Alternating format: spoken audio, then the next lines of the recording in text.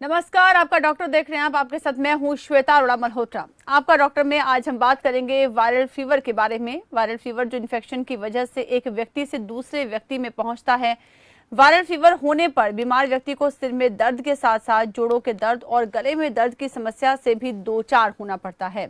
इसके साथ ही viral fever में शरीर का तापमान समय समय पर तेजी से उतरता और चढ़ता रहता है। कमजोर प्रतिरोधक क्षमता की वजह से ये बच्चों और बुजुर्ग लोगों की आम बीमारी होती है। बरसाती मौसम में वायरल फीवर का होना एक आम बात हो जाती है। तो वायरल फीवर पर आज हम आपका डॉक्टर के इस कार्यक्रम में विस्तार से चर्चा करेंगे, साथ ही हेल्थ एक्सपर्ट से भी जानकारी लेंगे। कार्यक्रम में आप भी हमारे साथ जुड़ सकते हैं और अपने तमाम सवालों का जवाब हमारे हेल्थ एक्सपर्ट से ले सकते हैं। तो चलिए करते हैं कार्यक्रम की शुरुआत, लेकिन उससे पहले हरियाणा सरकार की ओर से स्वास्थ्य सेवाओं में की गई तैयारियों पर डाल लेते हैं एक नजर। तो मनोहर सरकार प्रयास असरदार, इलाज के साथ जो है मुफ्त दवाएं मरीजों को मिल रही हैं। जागरूकता मुहिम का पूरा असर दिखाई दे रहा है। जांच के लिए शहरी और ग्रामीण क्षेत्रों में कैंप लगाए जा रहे हैं। अस्पतालों में स्पेशलिस्ट डॉक्टरों की नियुक्ति की गई है। सीएचसी और पीएचसी केंद्रों पर सरकार ने सुविधाओं को बढ़ा दिया है। मरीजों को मिल रही हैं सभी प्रकार की सुविधाएं। तो इलाज के साथ मिल रही है मुफ्त दवाएं। मनोहर सरकार प्रयास असरदार और लगातार प्रयासरत है मनोहर सरकार। कोविड काल में भी मनोहर सरकार ने बाकमाल शानदार काम किया और दिखा दिया कि किस तरह से सभी सुविधाओं के साथ इस बीमारी का जो अंत है वो हरियाणा सरकार ने करके ही दम लिया। तो मरीजों को तमाम सुविधाएं जो हैं वो दी गई। इस दौरान इलाज के साथ मुफ्त दवाएं दी गई और मनोहर सरकार जो है लगातार प्रयासरत है कि स्वास्थ्य सुविधाओं की बहाली जो है वो हो सके और स्वास्थ्य सुविधाओं को सुदृढ़ करने के लिए तमाम कार्यक्रम जो है वो चलाए जा रहे हैं। तो हर सिविल अस्पताल में कम से कम 200 बेड की योजना बनाई गई। 350 चिकित्सा अधिकारियों की नियुक्ति की गई। कर्मचारियों, पेंशनरों और उनके आश्रितों को इंडोर उपचार दिया गया। हरियाणा कैशलेस स्वास्थ्य योजना की भेंट भी दी गई।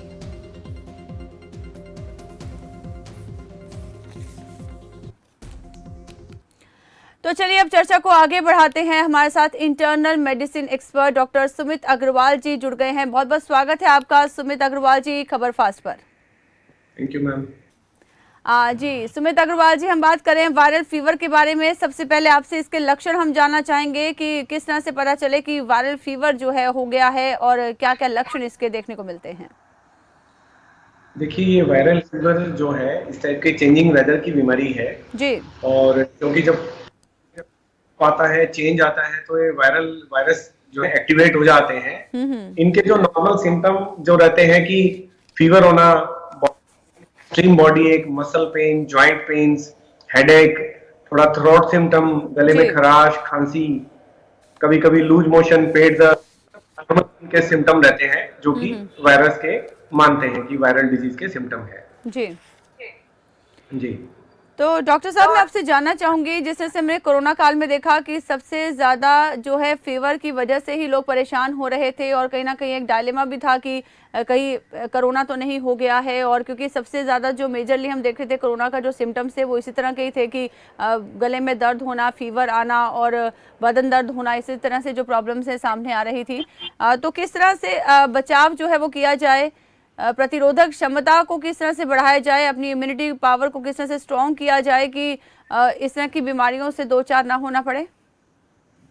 देखिए, सबसे ज्यादा इम्पोर्टेंट जो चीज है कि हमें अगर वायरल डिजीज से अपने आप को स्ट्रॉन्ग करना जी। तो वायरल डिजीज भी मोस्टली जो हमारे रेस्पिरेटरी जो सिक्रीशंस होते हैं उनसे ही फैलती है। ठीक है। जैसे अगर किसी को वायरल फीवर है और सामने वाले ने अगर छींक मारी, खांसी करी, तो उससे हमारे को वायरल होने के चांसेस रहते हैं। तो जैसे कि आपने कहा भी कोरोना काल में भी सिम्टम आते हैं, क्योंकि कोरोना भी एक तरह की वायरल डिजीज है। तो सिम्टम इनिशियली कोरोना के भी यही रहते हैं, बस जस्ट डिफरेंस ये रहता है कि उसमें अगर लंग्स इन्वॉल्वमेंट हो जाती है, जो ऑक्सीजन सैचुरेशन कम होना, वो एक अलग से प्रॉब्लम आ जाती है कि जो नॉर्मल वायरल फीवर से अलग होती है कोरोना में। बाकी अगर हम तो देखिए, बचाव तो इसमें भी वही है जनरल की, क्योंकि हमें रेस्पिरेटरी सिक्रीशन से बचना है तो आप अपना मास्क वगैरह जो है लगा के रखें जी। करते रहें, थोड़ी सोशल डिस्टेंसिंग मेंटेन रखें। नॉर्मल देखिए, ये जिसको हम कोरोना प्रोटेक्टिव बिहेवियर मानते हैं, ये ऑलमोस्ट सभी वायरल डिजीज बचाव का तरीका। जी अगर हम भीड़ भाड़ वाली जगह पर रहेंगे, एक आदमी को या किसी भी पर्सन को वायरल होगा तो वो बाकियों में क्लोज प्रोक्सिमिटी में वायरल फैलाने की क्षमता रखते हैं। जी। झज्जर से नीतू जी ने हमें कॉल किया है, आइए उनसे हम बातचीत कर लेते हैं। नीतू जी, बहुत बहुत स्वागत है आपका खबर फास्ट पर, अपना सवाल बताइए।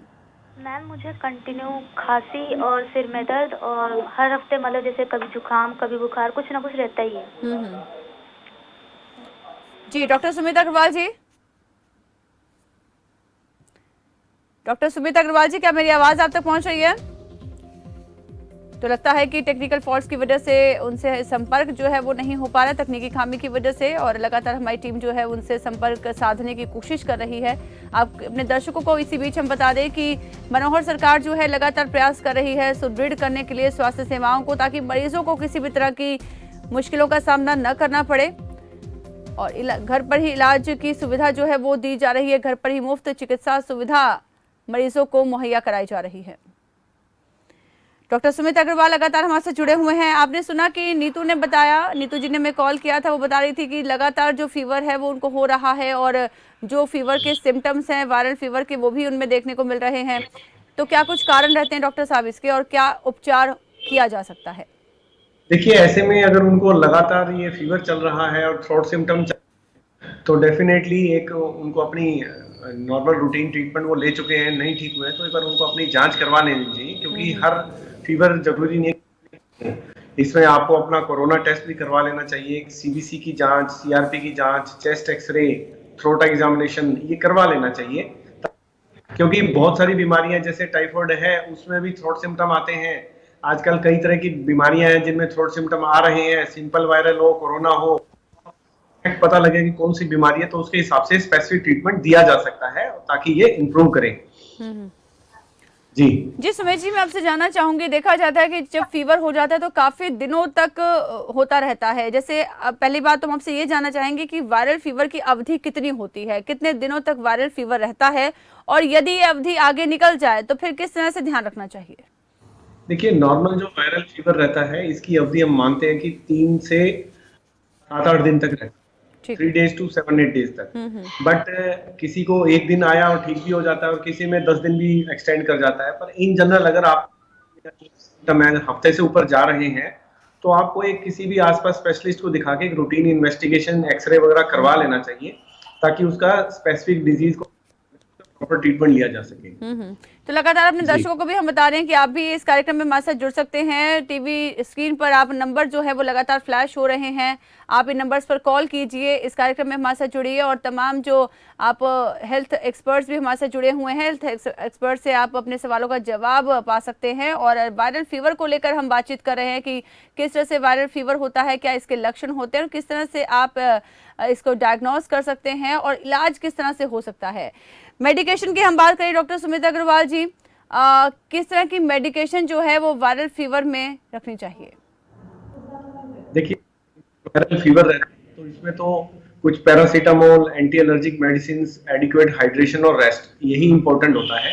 बट ये कि अगर आपकी मान लो 5-6 दिन एक्सटेंड कर जाती है तो सेकेंडरी बैक्टीरियल इन्फेक्शन होने के चांसेस हो जाते हैं। तो ऐसी कंडीशन में कुछ एक एंटीबायोटिक और anti allergic medicine, paracetamol, adequate rest, that is यही इंपॉर्टेंट पार्ट रहता है कोई भी वायरल डिजीज में, यही ट्रीटमेंट रहता है इसका। जी डॉक्टर सुमेश जी, मैं आपसे जानना चाहूंगी, आपने बताया कि 7-8 दिन तक वायरल फीवर रहता है, यदि उससे भी आगे बढ़ता है, फीवर ठीक नहीं हो पा रहा है, तो किस तरह की स्थिति जो है पेशेंट में हम देख सकते हैं?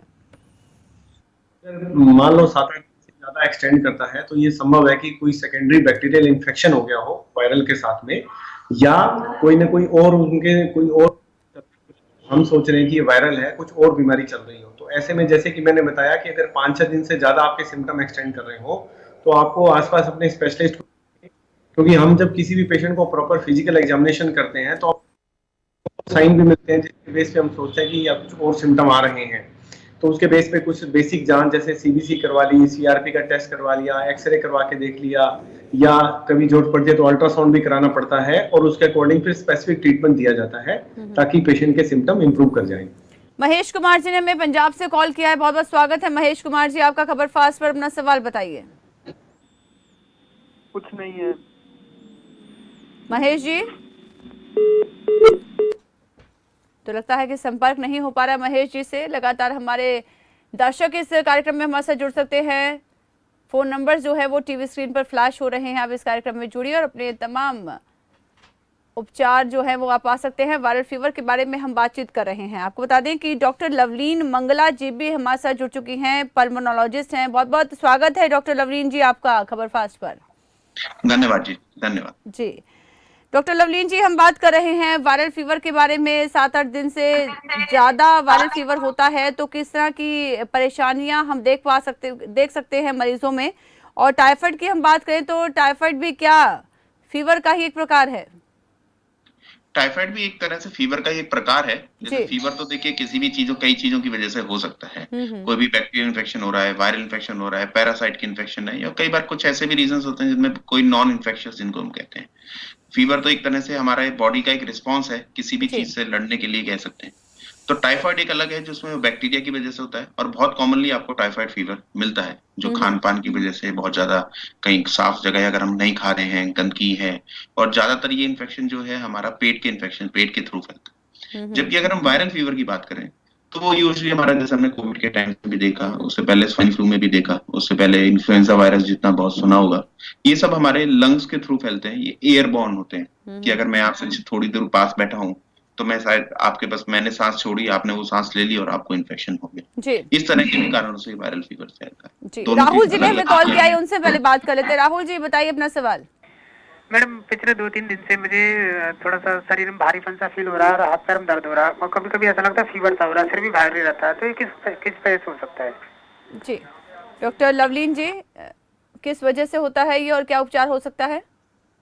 देखिए, अगर फीवर के लिए सबसे पहले हमें जरूरी है कि हम उसको डॉक्यूमेंट करें कि सही में हमें फीवर हो रहा है कि नहीं हो रहा है। कई बार लोग किसी हल्की सी कमजोरी हो रही है, वो हो रही है, उसको भी लोग बोल देते हैं कि हाँ जी मुझे बुखार हो रहा है। एक आप थर्मामीटर लीजिए सबसे पहले, उसमें नापिए कि सही में आपको फीवर हो भी रहा है कि नहीं हो रहा है। कई बार मौसम बदलने की वजह से, डिहाइड्रेशन की वजह से, जैसे अब गर्मी हो रही है, उसकी वजह से भी थोड़ा सा लोगों को थकावट और वो सब हो जाती है। कभी एलर्जी भी हो रही है तो भी लोगों को लग जाता है कि उनको थकावट और वो सब हो रही है। पहले डॉक्यूमेंट कीजिए सही में अगर आपको बुखार हो रहा है। फिर अगर आपको लगता है कि हाँ मुझे बुखार हो रहा है, फिर हम आपके कुछ इनिशियल टेस्ट और वो सब करवा सकते हैं।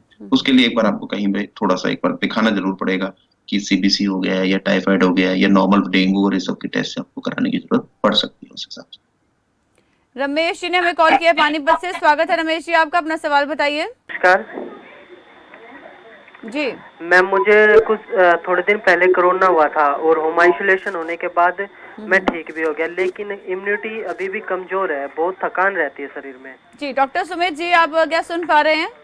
जी सवाल इनका, जी आप प्लीज इनका सवाल का जवाब दीजिए। जिस तरह के सिम्टम बता रहे हैं इसको पोस्ट फेब्राइल एस्थीनिया कहते हैं। कई बार जो भी फीवर वगैरह आता है, चाहे वो वायरल हो या किसी और वजह से, इन्फेक्शन तो ठीक, लेकिन उसके बाद जो इन्फेक्शन का हमारी बॉडी की मसल्स पे, नसों पे जो असर होता है, उसकी वजह से कुछ दिन तक, जो कि 2 हफ्ते से लेकर 4-6 है, आपको वीकनेस, फटीग, बॉडी एक, मसल पेन, फीवरिश फील, ये सब रह सकता है। तो इसका जो ट्रीटमेंट रहता है कि एक तो एडिक्वेट प्रॉपर हाइड्रेशन, पैरासीटामोल की गोली सुबह शाम और कुछ मल्टीविटामिन, ये लेके नॉर्मली ठीक हो जाता है ये। बट ये कि वो थर्मामीटर से देख, अगर फीवर कंटिन्यू चलता है तो फिर उस कंडीशन में हमें ये देखना पड़ेगा कि फीवर कंटिन्यू चल रहा है तो कोई और रीजन है जो कि मिस हो रहा है, ताकि उसको प्रॉपर डायग्नोज करके उसका ट्रीटमेंट। जी रोहित कुमार जी ने हमें कॉल किया है पाली से। बहुत बहुत स्वागत है रोहित जी आपका, अपना सवाल बताइए। हाँ नमस्कार मैम, मैं कह रहा था कि अधिकतर मैं देखता हूँ कि किसी को हल्का भी बॉडी पेन कुछ भी होता है तो वो डायरेक्ट पैरासीटामोल का सहारा लेते हैं। तो क्या ज्यादातर पैरासीटामोल का अगर हम इस्तेमाल करते हैं तो क्या उससे कोई नुकसान भी है ना? मुझे तो क्या है नहीं है उसके बारे में थोड़ा सा जानकारी लेना चाहता हूँ। बिल्कुल डॉक्टर लवलीन जी, एक महत्वपूर्ण सवाल हमारे दर्शक जो है वो पूछ रहे हैं आपसे कि बहुत ज्यादा पैरासीटामोल खाना भी क्या शरीर के लिए ठीक है? किस तरह के हम इसमें देख सकते हैं कि ज्यादा पैरासीटामोल खाने से शरीर को क्या क्या नुकसान हो सकते हैं? देखिए, मैक्सिमम जो हमारी, आप एक पैरासीटामोल की जो गोली है, मैक्सिमम एक टैबलेट जो आप ले सकते हैं दिन में 6 तक ले सकते हैं। लेकिन फिर भी एक बात ध्यान रखिए कि अगर आपको 6 टैबलेट की जरूरत पड़ रही है पैरासीटामोल की, तो अपने आप की दवाई मत लीजिए, एक डॉक्टर को जरूर दिखा लीजिए। दूसरी बात, पैरासीटामोल का बहुत लंबे टाइम तक कोई भी रिकमेंडेशन नहीं होती कि आप बहुत लंबे टाइम तक इसको रहता है कि 2-4 दिन हमें फीवर हो रहा है तो आप पैरासीटामोल ले लीजिए। लेकिन अगर आप उसको 5 दिन, 10 दिन, महीने में, कई लोग जो है साल भर तक दर्द की दवाइयां पैरासीटामोल खाते रहते हैं, इनकी वजह से किडनी खराब होने का बहुत ज्यादा रिस्क है। तो इतनी समझदारी आप में भी है, मुझ में भी है कि अगर हमें कोई दवाई की ऐसी लगातार जरूरत पड़ रही है तो उसके बारे में साइड इफेक्ट्स डेफिनेटली उसके हो सकते हैं। बिल्कुल, ये बहुत जरूरी है कि आप जो पेन किलर्स हैं बहुत ज्यादा लंबे समय तक ना लीजिए, क्योंकि ये आपकी बॉडी को बहुत ज्यादा जो खराब है वो करेंगी। फायदा आपको इससे कम होगा लेकिन नुकसान आपको ज्यादा झेलना पड़ सकता है, तो बहुत लंबे समय तक के लिए पेन किलर्स को आप अवॉइड कीजिए। अंबाला से निधि जी ने हमें कॉल किया है। स्वागत है निधि जी आपका खबर फास्ट पर, अपना सवाल बताइए। मैम मुझे बहुत दिनों से मतलब 1-2 हफ्ते से खांसी है, तो इसके लिए बता दीजिए।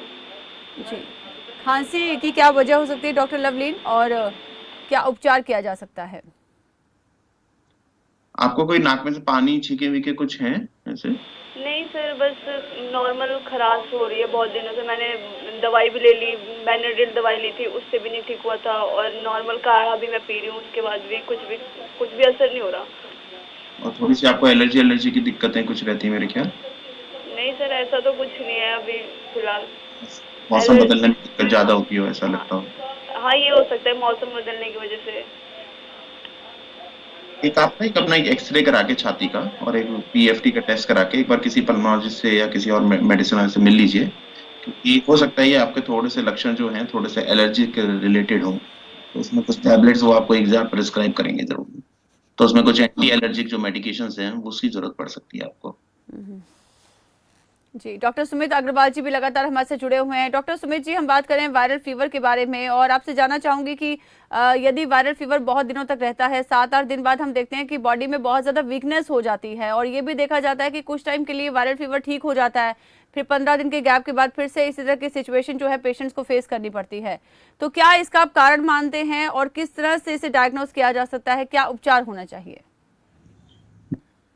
नॉर्मल वायरल फीवर है, इसका ट्रीटमेंट हमेशा एक सिम्टोमेटिक ट्रीटमेंट होता है। ट्रीटमेंट जैसे कि मैंने पहले भी 2-3 बार यही बताया है कि वायरल का treatment rest, adequate hydration, paracetamol और सम एंटी एलर्जी, यही ट्रीटमेंट रहता है। बट फ्रेंकली हम आज की लाइफ में ये चाहते हैं कि हम अपना काम रूटीन, ये ऑफिस का वो सब करते रहे और उसके साथ हम ट्रीटमेंट लेके ठीक हो जाएंगे, क्योंकि रेस्ट नहीं कर पाते हैं, इस वजह से वो सिम्टम आपके चलते रहते हैं। और इवन वायरल ठीक आपको होता रहता है कि मेरा मतलब शरीर गिरा है, या बॉडी एक हो रहा है, या फीवर जैसा फील हो रहा है, या एक्सट्रीम वीकनेस हो रही है।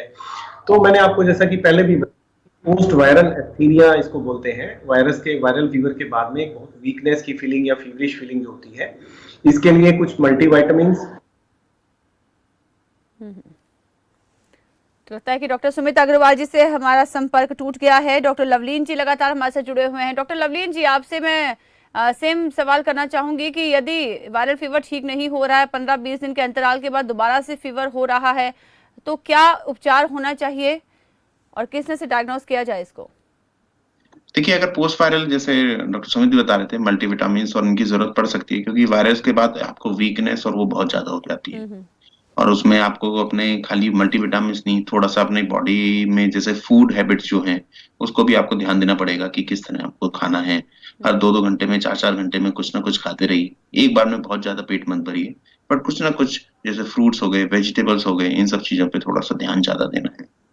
दूसरी बात यह है कि अगर किसी को 15-20 दिन लगातार फीवर चल रहा है, तो हमें बहुत उसमें देखने की जरूरत है कि कहीं कोई और बात तो नहीं चल रही है, क्योंकि यूजुअली जितने भी वायरल फीवर होते हैं वो 7 से 10 दिन में ठीक हो जाते हैं, या फीवर उनका अपने आप ही कंट्रोल हो जाता है और कोई समस्या होने लग जाती है। तो अगर किसी को इससे भी ज्यादा अगर फीवर हो रहा है, तो हमें कुछ और इन्फेक्शन जैसे टीबी हो गया, या लिम्फोमा हो गया, या कोई यूरिनरी ट्रैक्ट इन्फेक्शन हो रहे हैं, या कोई छुपा हुआ इन्फेक्शन बॉडी में कहीं पर है जिसकी वजह से ऐसी, और कभी कभी छोटा छोटा, कई बार कुछ और बॉडी में कई बार मास जैसे लीजन्स होते हैं, उनके बारे में हमें सोचने की जरूरत है।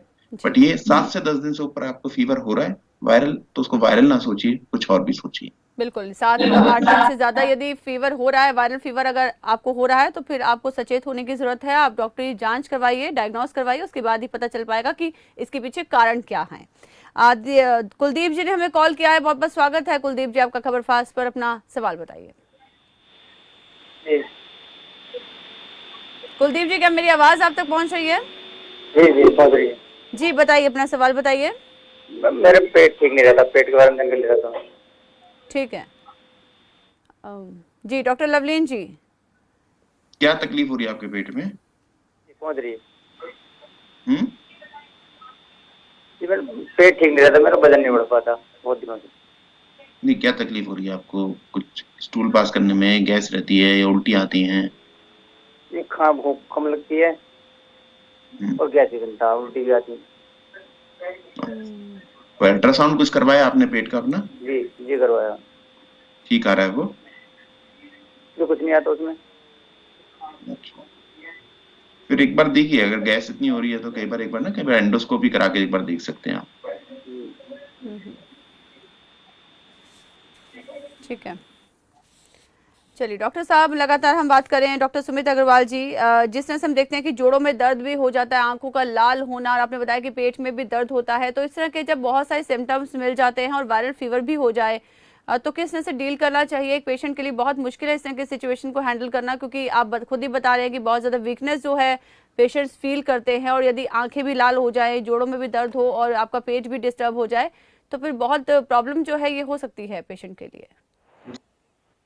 देखिए, नॉर्मली मैंने बताया कि जैसे कि वायरल जो है, इसकी यही एक चीज है कि ये तंग ज्यादा करता है, लेकिन इसका ट्रीटमेंट बहुत सिम्टोमेटिक ट्रीटमेंट होता है। ठीक है। तो इसमें हमेशा पेशेंट के किसी को थ्रोट सिम्टम ज्यादा रहते हैं, किसी को बॉडी एक ज्यादा रहता है, किसी को एब्डोमिनल सिम्टम होते हैं, किसी को लूज है, तो अकॉर्डिंग टू सिम्टम पेशेंट का ट्रीटमेंट किया जाता है। जो एक कॉमन चीज रहती है सबके साथ में, जो मैंने बार बार बताया कि adequate liquid very important, hydration बहुत इंपॉर्टेंट है, रेस्ट बहुत इंपॉर्टेंट है, और बाकी सिम्टोमेटिक ट्रीटमेंट रहता है। लेकिन ये जरूर है कि अगर किसी पेशेंट को मेनली आ रही है और दिक्कत हो रही है, तो हमें अदर पेशेंट को टाइफाइड भी हो सकता है या कुछ और दिक्कत भी हो सकती है, एक बार जांच करा के वो रूल आउट जरूर कर लेनी चाहिए। जी, मानसा से पारस जी ने हमें कॉल किया है, बहुत बहुत स्वागत है पारस जी आपका, अपना सवाल बताइए। हाँ जी मैम, मैंने तो डायबिटीज के रिलेटेड पूछना था। मेरे फादर डायबिटीज से पीड़ित हैं जी, और उनको मैम आंखों की प्रॉब्लम, पेट की प्रॉब्लम, पैंक्रेटाइटिस की प्रॉब्लम आ रही है।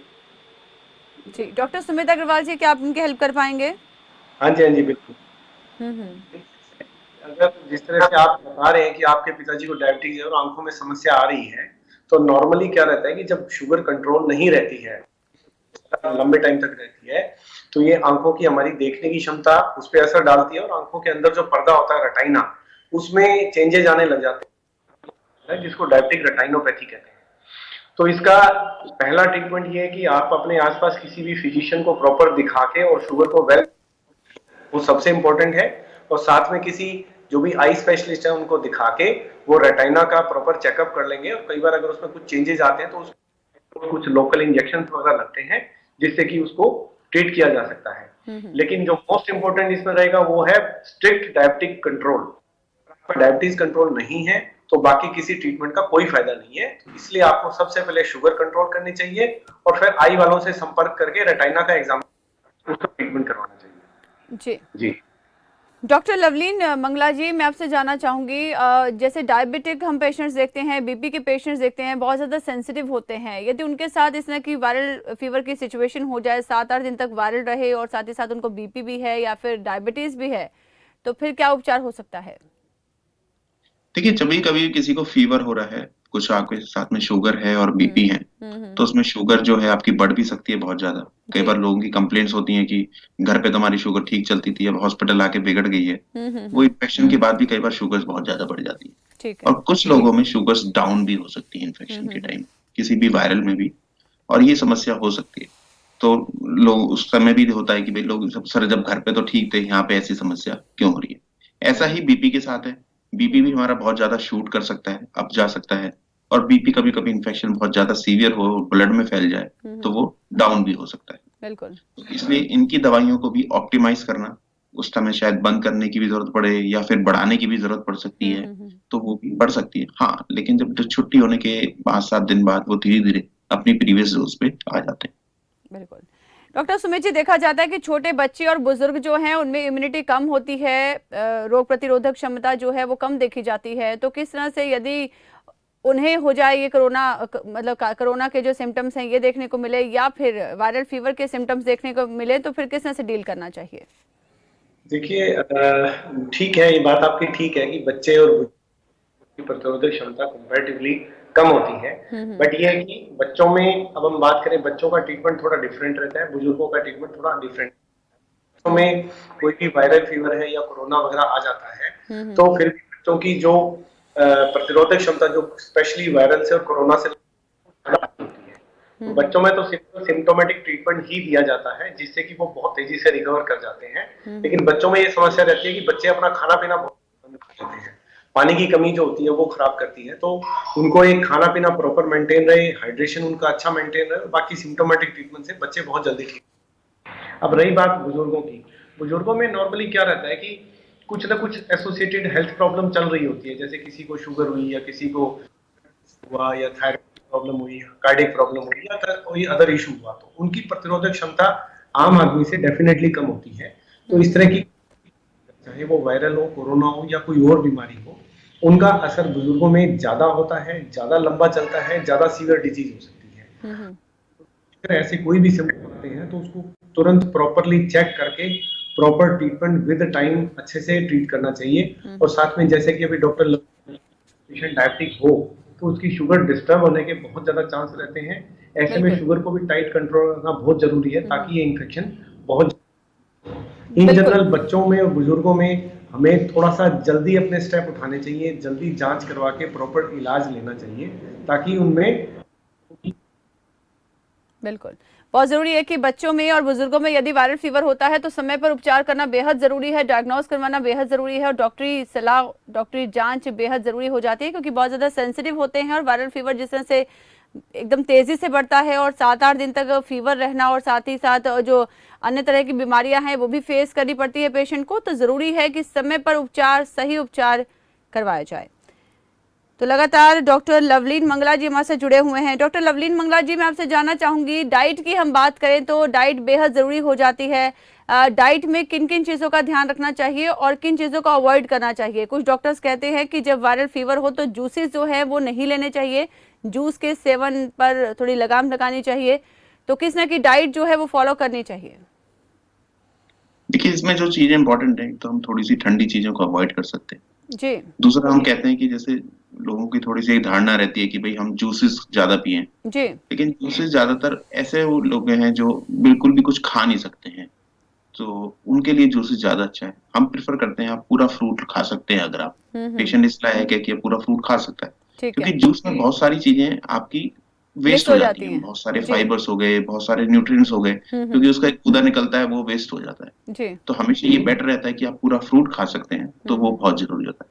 अगर आप पुरानी परंपरा है, पुरानी चीजें देखें तो लोग तो बोलते थे कि आप पूरे छिलके के साथ उसको, फल को, जिसका भी छिलका आप खा सकते हैं उसको खाइए। आजकल तो लोग छिलका उतार के और वैसे खाते हैं, लेकिन आप जितना जितना उसको निचोड़ते चले जाएंगे उसकी बहुत सारी चीजें उसकी निकलती जाएंगी। डॉक्टर सुमित अग्रवाल जी, आपके अकॉर्डिंग क्या डाइट होनी चाहिए, किन किन चीजों को अवॉइड करना चाहिए? देखिए, डेफिनेटली जैसा कि अभी डॉक्टर लवलीन ने बताया, एक simple line, it should be healthy. Diet में कोई भी बीमारी अगर उसके अकॉर्डिंग, मान लो किसी को शुगर है तो डेफिनेटली हमें डायबिटीज से रिलेटेड जो परहेज है वो जरूरी है। अगर किसी हार्ट की प्रॉब्लम, किसी को ब्लड प्रेशर की प्रॉब्लम है तो साल्ट कम रहना चाहिए, फैटी चीजें कम रहनी चाहिए, उन चीजों का हमें ध्यान रखना है। इसके अलावा जो घर में हमारी हेल्दी डाइट बनती है, तो घर का खाना और हेल्दी खाना, हेल्दी है जिसमें कि हमारी दाल, रोटी, सब्जी ये हमारी ले सकते हैं, बट अगर स्पेसिफिक डिजीज है तो उस हमें को परहेज जरूर रखने चाहिए, चाहे वो डायबिटीज हो, चाहे वो हार्ट की प्रॉब्लम हो, चाहे वो ब्लड प्रेशर हो। अगर हम ये परहेज रखेंगे और घर का अगर सिंपल खाना, हमारे बहुत हेल्दी डाइट होती है, अगर उसको भी हम रूटीन में ले रहे हैं तो that is more than sufficient with adequate liquid intake. हमारी जो सबसे हमारे लिक्विड के इनटेक कम रहते हैं वो बहुत एडिक्वेट जरूरी है इस तरह की किसी भी डिजीज में, जो आपको डिटॉक्सिफिकेशन में बहुत हेल्प करती है। ठीक है, बरनाला से कृष्ण जी ने हमें कॉल किया है, बहुत बहुत स्वागत है कृष्ण जी आपका, अपना सवाल बताइए। मैम, मेरा सवाल ये है कि मान लीजिए अगर किसी को हार्ट अटैक आ रहा है, किसी फैमिली मेंबर को, किसी को भी, तो उसको प्राइमरी सपोर्टिव केयर क्या देनी चाहिए कि उसको आधा घंटा, पौना घंटा तक मतलब हम लेके जा सके, हॉस्पिटलाइज कर सके? ये सवाल डॉक्टर लवलीन जी आपके लिए। देखिए, सबसे पहले जरूरी है, किसी को अगर फीवर आ रहा है तो आप पहले तो, अगर आपके पास कोई दवाई है, गोली है, कोई भी पैरासीटामोल हो गई या और भी कोई बुखार उतारने की, वो दे दीजिए। साथ में अगर वो पॉसिबल नहीं है तो तो आप सिंपल जैसे एक गीले पानी की जो पट्टी है वो थोड़ा सर पे और पैर पे लगा सकते हैं, उससे थोड़ा सा बुखार उतर जाएगा उससे। दूसरा ये देखिए कि पेशेंट के कहीं बहुत टाइम से अगर बुखार की वजह से उसने कुछ पानी वानी का सेवन कहीं कम या खाने पीने का सेवन कहीं कम तो नहीं कर रखा है, और अगर तो उसमें थोड़ा सा उनको पानी दीजिए। ध्यान रखिए लेटा के पानी नहीं देना, मरीज को बैठा के पानी देना। चौथी चीज ये है कि अगर पेशेंट को शुगर है या इस तरह की कोई बीमारी है तो उसका शुगर जरूर देख लीजिए। कई बार इस तरह के मरीज जो खाते पीते नहीं है तो शुगर भी बहुत डाउन हो जाती है लेकिन शुगर की टैबलेट लेते रहते हैं। तो ये सब चीजें आपको हॉस्पिटल जाने से पहले ध्यान रखनी है, और ठीक से उसको बस पानी वानी और लिक्विड हो गया या फिर आप जो भी वो खा सकता है जो उसको पसंद हो, आप थोड़ा बिना मिर्च मसाले के ठंडी चीजें जो थोड़ी सी कम हो वो दे सकते हैं। डॉक्टर लवलीन जी, बस आखिरी सवाल मैं आपसे जानना चाहूंगी, जिस तरह से हम देखते हैं कि वायरल फीवर हो जाता है छोटे बच्चों में और साथ ही साथ वो उल्टी भी करने लगते हैं, तो उल्टी करने से ना तो वो दवाई सही से ले पाते हैं ना ही वो डाइट अच्छे से ले पाते हैं, तो उस तरह की सिचुएशन को किस तरह से हैंडल करना चाहिए? देखिए अगर किसी ने आपने कोई दवाई दी और उसके बाद बच्चों ने ऐसे उल्टी कर दी है जी। तो उसके बाद वो ज्यादातर अगर आपने देखिए आधे घंटे के अंदर उल्टी हो गई है तो आपके बहुत हाई चांसेस हैं कि आपकी सारी की सारी दवाई वापस आ गई। बिल्कुल। उस टाइम एक बार पेशेंट जो मरीज है उसको थोड़ा सा आप शांत करके रिलैक्स करके एक बार उल्टी की दवाई देके जब आधा घंटा बीत जाए उसके बाद उसको दवाई रिपीट कर सकते हैं। ठीक है। कोशिश करिए इनको जो दवाई देते हैं बच्चों को कि उसको आप थोड़ा सा चम्मच में घोल के और फिर दे दें ताकि वो जल्दी से जल्दी एब्जॉर्ब हो जाए। जी ठीक है। डॉक्टर लवलीन मंगला जी, डॉक्टर सुमित अग्रवाल जी, अपना कीमती वक्त देने के लिए, खबर फास्ट पर बातचीत करने के लिए, तमाम जानकारी देने के लिए आपका बहुत बहुत धन्यवाद। तो हम देख पा रहे हैं कि कोरोना काल से ही वायरल फीवर मरीज की परेशानी का सबब बना हुआ है। इसकी सेंसिटिविटी को देखते हुए समय पर इसका इलाज करना बेहद जरूरी हो जाता है। तो यदि आप किसी भी वजह से वायरल फीवर से ग्रसित हैं तो समय पर सही डॉक्टरी उपचार जरूर लें। तो इसी के साथ आपका डॉक्टर में आज बस इतना ही। कल फिर हाजिर होंगे एक नए टॉपिक के साथ। तब तक के लिए दीजिए इजाजत। नमस्कार।